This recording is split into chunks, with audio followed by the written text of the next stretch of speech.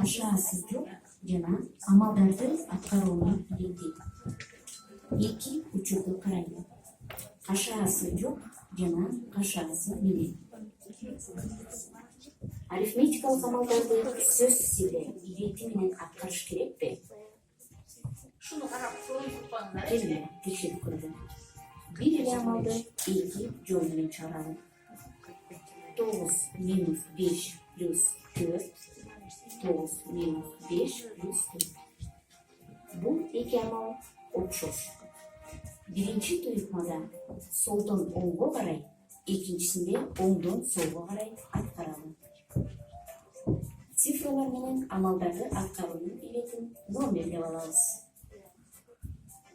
Birinci tuyulмада алгач айырманы таап, жыйынтыгына 4 топ.